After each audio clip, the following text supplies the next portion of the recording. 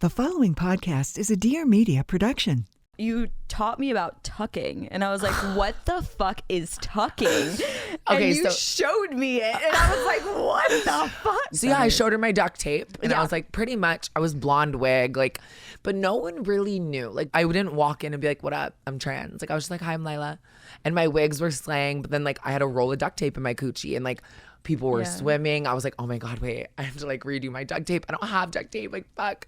No, Like, I remember we went to the bathroom, and you're like, do you want to see something? And I'm like, The bathroom outside, that small little bathroom. I'm like, Oh my I do. And all I see is you just like take off the duct tape. And I'm like, does that not hurt? so bad. Do they not come out with anything for tucking? Like I a think specific now underwear? they have certain tapes for tucking. I was gonna do some like even like me now having a vagina.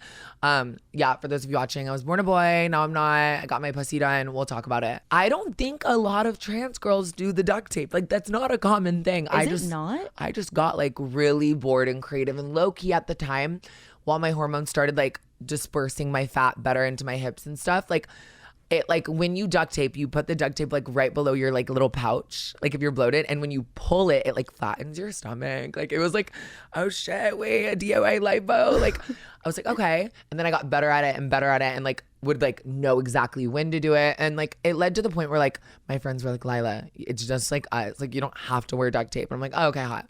Yeah. And then I got my pussy done, so thank God. What made you wait so long to get your pussy done? It honestly wasn't even that I waited so long to get your vaginoplasty. There's like, I think now what, like 3, maybe 4 different methods.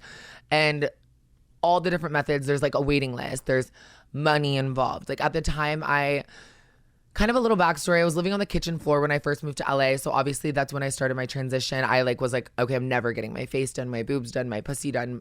I'm not even gonna get my name changed, like, because that even fucking costs money. And I was working the night shift at McDonald's, and so I was just like, they were still calling me my birth name. Like I was just like, okay, this shit's fucking hopeless. Stealing my groceries, stealing my outfits from Goodwill to post on Instagram. Like there was no like going out once a month maybe because that's all I could afford, like type vibe. And so and then there was a free name and gender change clinic. And so I was like, okay, hot. Had to wait like over a year for that because the court system just sucks and doesn't care about trans people. And then obviously the next step was like, okay, fuck, like how am I gonna ever get surgery? Like the way like rent, working, money, like that's just not an option. And my Instagram kind of started growing, but not like money wise. And so I was like, okay, like I guess make a GoFundMe, I guess. So I made a GoFundMe for my face. I was like, okay, my FFS, like let's do it. And people would donate. Like I had this one fan from Canada. I'll never forget him. He would donate like thousands. And I'm like, wait, what? But I was like, wait, this is like, oh my God, I'm getting closer and closer and closer to my goal. Found this surgeon. I was like, wait, if I do like YouTube kind of started popping off. I was like, if I do like a YouTube video, can you do it a little cheaper? He was like, honestly, yeah, I'm down.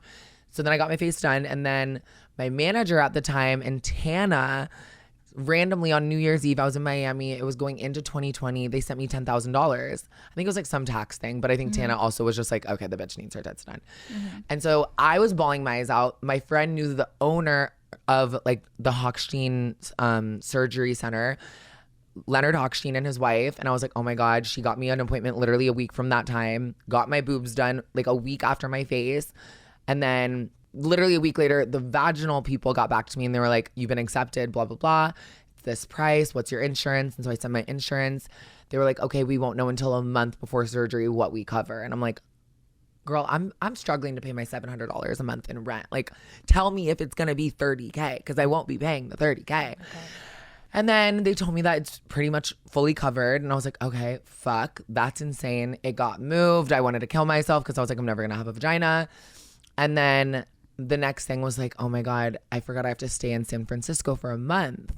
And so that is expensive to get a house. And that was like $10,000-$15,000. And I was like, my mom's not going to pay for it. My dad, like they don't financially support me like that, which is like, thank God it taught me a lot. But then my dad ended up like using his points for work to get me like this suite at some hotel for the month. And my mom came out for like 3 weeks. So everything just like flowed exactly how it was supposed to. Like, I never thought my transition was going to happen as quick as it did. Like, even in YouTube videos, I was like, yeah, in the next like 7 years, like when I'm fully transitioned. And then it all just happened in 1 year. I was like, wait, what? That's insane. So it's kind of crazy. It sounds like your parents are really supportive. Were they always really supportive? No. No. And it was like the complete opposite almost, which is crazy. I know you're really close with your parents, right? Yeah. My dad, like if we were going on a road trip, like I would make sure to stay up all night so that in the morning when we left for like a 10-hour drive, like I would sleep the whole way so I didn't have to talk to him. Like, I think because I was a boy, I've like thought about it so much now. Obviously, I think I like was so insecure and I like hated myself like that I like couldn't get along with him, and like they both got along so well with my sister, and I was just like the opposite. Like my sister had like 4.0 GPA, did sports, had a boyfriend, had a job, all this, and I was like less than 2.0 GPA. Just like wanted to hang out with my friends, wanted to socialize, wanted to talk during class, get a detention. Like I just was always talking. When I first wore makeup, my dad's like, "What's on your face?" Makeup? Like this was senior of high school, and he was like, "You're not leaving like that."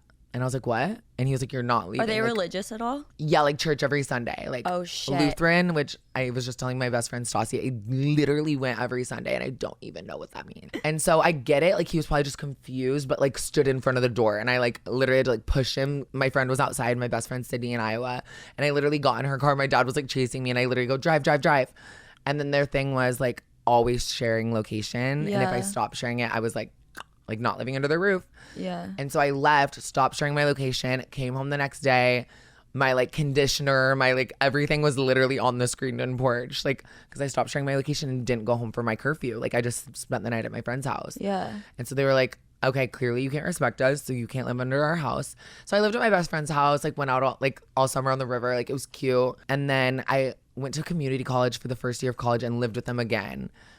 And then that's like when like I kind of just started explaining like glam and that type of stuff, but trans was still like never on the table. Did they think that you were just gay at that point? Yeah, like I at this point I think I've come out like 17 times. It's like 19 different things. Okay. So like 8th grade I was bisexual, or like 9th grade or something, and it's like, no, you're not, Lilah. You dated one girl in 6th grade. And then I think like freshman or sophomore year, I told my best friend Cassie, I was like, I'm gay, how do I tell my mom? And she texted I was like, do it, just do it. Like text my mom, just like do it for me. Oh my God. And so then my parents came in and cried, and they were like, I think they were crying because they were like, why couldn't you just tell us type vibe?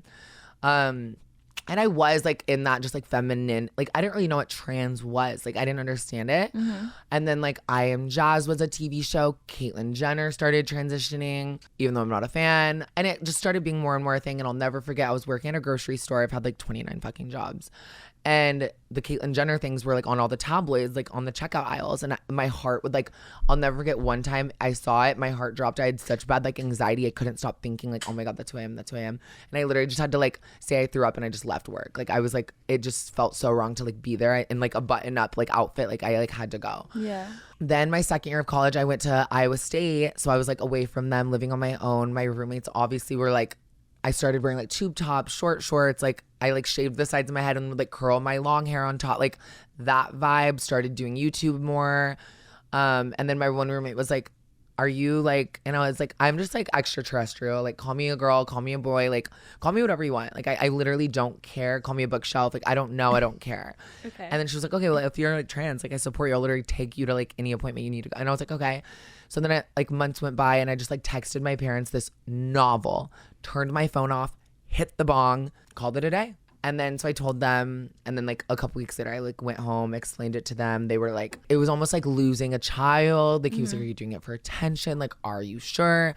So I started going to therapy. And people think it's easy, bitch. No, you have to go to so many appointments of therapy, of psychiatric, of this to like get a letter of recommendation for this, for that. Like, yeah, it's just so much. Just to make sure you're making the right decision for yourself. Yeah. Yeah. Because you can't go back on that. At all. Yeah. I don't care if I lose feeling, if it closes up, if it looks like shit, if it doesn't work, I can never have sex again. I literally do not care. I'm doing this so I don't have to put a roll of duct tape in between my cooch, and like I can just feel how I've always felt internally. Like if you think I would do this for a male validation, like you're so delusional.